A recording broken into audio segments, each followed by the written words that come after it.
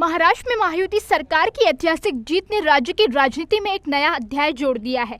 महायुति में भारतीय जनता पार्टी, शिंदे गुट और अजित गुट समेत अन्य सहयोगी दल इस गठबंधन में शामिल है। महायुति की इस जीत को जनता के विश्वास, विकास के वादों और स्थिर शासन के प्रति उनकी प्रतिबद्धता का परिणाम माना जा रहा है। ये विजय राज्य के भविष्य के लिए एक नई दिशा तय करने का संकेत देती है। इस कड़ी में महाराष्ट्र के सातारा में आयोजित एक कार्यक्रम के दौरान महाराष्ट्र के उप मुख्यमंत्री अजित पवार ने कई अहम मुद्दों पर अपने विचार साझा किए। उन्होंने सरकार की स्थिरता और जनता की उम्मीदों पर खरा उतरने के लिए तीनों पक्षों के बीच चर्चा की जरूरत पर जोर दिया। सातारा में उप मुख्यमंत्री अजित पवार ने कहा, तीनों पक्षों यानी शिवसेना, भाजपा और राष्ट्रवादी कांग्रेस पार्टी को मिलकर चर्चा करेंगे और महाराष्ट्र को स्थिर सरकार देंगे। उन्होंने कहा, ये परंपरा यशवंतराव चव्हाण ने शुरू की थी, जिसमें सभी क्षेत्रों और विचारधाराओं के साथ लेकर चलना शामिल है। अजित पवार ने महायुति सरकार की बड़ी जीत का श्रेय प्रधानमंत्री नरेंद्र मोदी के नेतृत्व और बेहतर योजनाओं को दिया। उन्होंने कहा, ये पहली बार है जब महाराष्ट्र में इतनी बड़ी लहर देखने को मिली है। रोहित पवार से मुलाकात पर उन्होंने सफाई दी। अजित पवार ने कहा, आशीर्वाद लेना हमारी संस्कृती का हिस्सा है और ये मुलाकात भी उसी परंपरा का हिस्सा थी। राज्याचे प्रमुख या नात्याने चालू केली, नंतर पण अनेक मुख्यमंत्र्यांनी ते टिकवण्याचा प्रयत्न त्या ठिकाणी केला, ही गोष्ट नाकारता येणार नाही।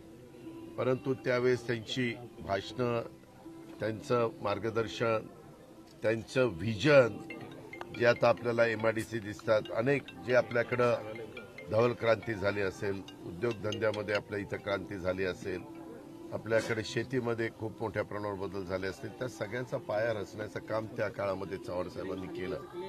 त्याच्यामुळे महाराष्ट्र कदापि चव्हाण साहेबांना विसरू शकत नाही, ही आपल्याला सगळ्यांना मान्यच करावं लागेल।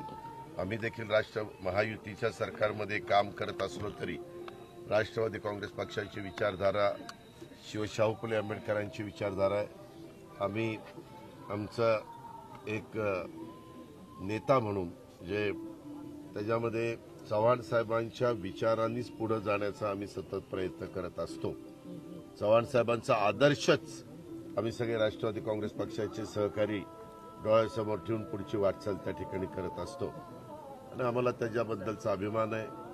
त्याबद्दल आम्हाला एक वेगळ्या प्रकारचं समाधान देखील मिळतं। त्यामुळे पुन्हा एकदा मला सगळ्यांना आवाहन करायचंय की त्यांनी घालून दिलेल्या दिशेनी, रस्त्यानी आपण सगळ्यांनी पुढे गेलं पाहिजे, सगळ्यांनी एकोप्याने राहिलं पाहिजे आणि हा पुरोगामी विचाराचा महाराष्ट्र अधिक जोमाने पुढे देण्याच्या करता सगळ्यांनी प्रयत्न केला पाहिजे।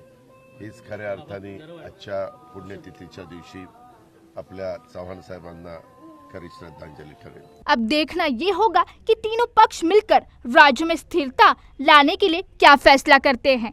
Bureau report, DC news India, Satara.